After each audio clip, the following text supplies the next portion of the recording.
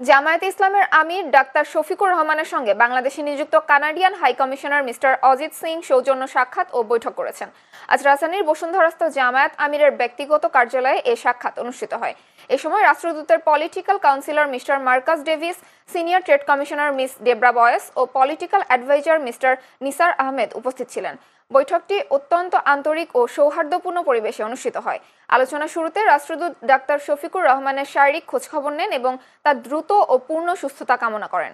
বৈঠকে আসন্ন জাতীয় নির্বাচন বাংলাদেশের জন্য অত্যন্ত গুরুত্বপূর্ণ বলে উল্লেখ করা হয়। নির্বাচন অবাধ, সুষ্ঠু ও গ্রহণযোগ্যভাবে সম্পূর্ণ করার লক্ষ্যে কানাডার সহযোগিতা ও কারিগরি সহায়তা কামনা করা হয়।